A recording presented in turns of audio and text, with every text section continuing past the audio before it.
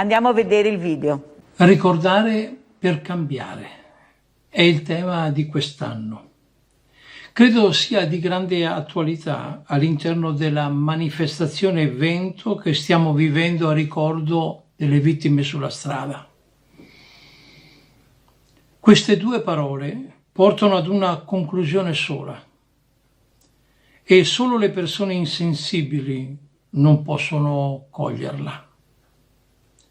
Ricordare è una delle dimensioni vitali dell'uomo, in tutte le sue componenti, ancora di più quando si tratta di vita spezzata, rubata, dissolta.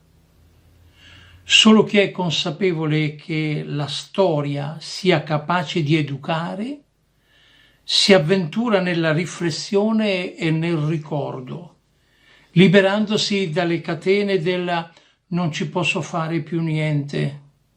È così, è successo, arrivando a perdere la speranza. Credo ci siano due modi per ricordare. Il primo, ricordare il fatto in se stesso, riviverlo, tentare di elaborare il lutto e trovare motivazioni per vivere dopo la morte della persona cara.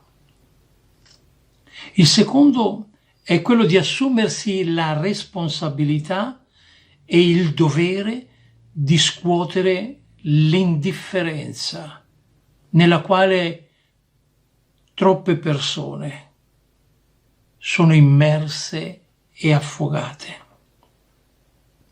lasciando così i morti soli sulla strada. Ecco allora il coraggio e l'urgenza di cambiare modo di pensare, cambiare modo di agire. Cambiare è una parola meravigliosa, è proiettata verso il futuro, ricco di speranza.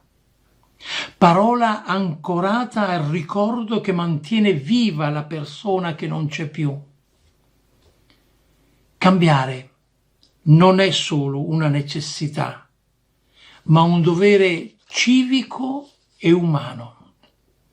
Cambiare vuol dire voler vivere in modo diverso, non solo oggi, ma caparbiamente domani e dopodomani.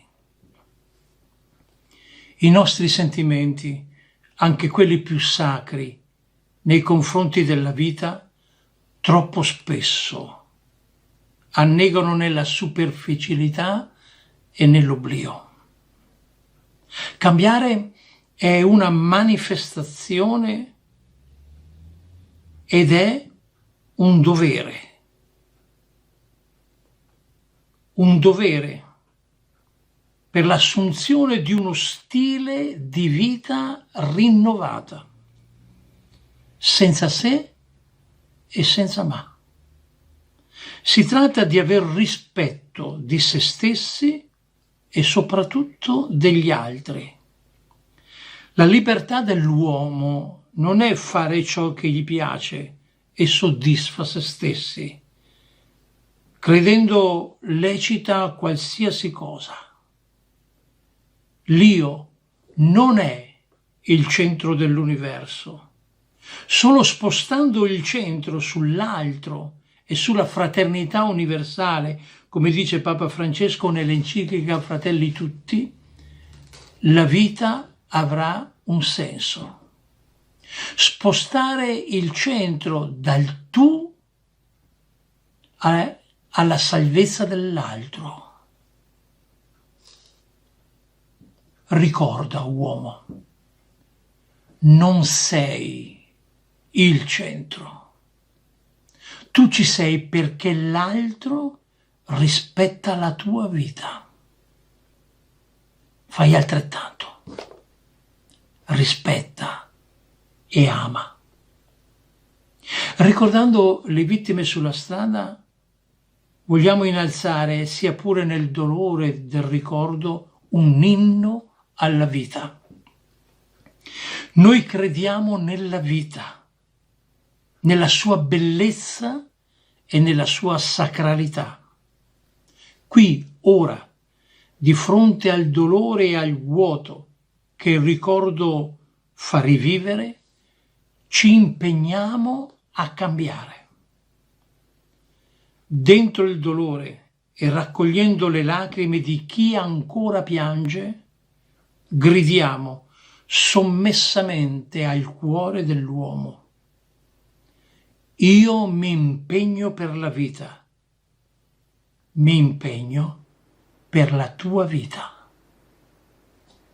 Grazie di queste parole da parte della grande famiglia di Rete Veneta. Paola, come ci vuoi salutare? Poi sentiamo l'appello del presidente Palotto. Tu lacrime non ne hai più da tanto tempo, ma hai tanta voglia di combattere, l'abbiamo sentito. Prego Paola. Niente, guarda, queste riflessioni di Don Franco De Marchi così mi danno ancora di più il coraggio di vivere questa vita, nonostante tutto, e appunto anche per gli altri. Quindi il sacrificio di Andrea non deve essere vano. Ho detto tante volte, la sua energia me la porto dietro e è diventata mia, quindi è un appello un po' che faccio anche agli altri genitori che ancora non ce la fanno.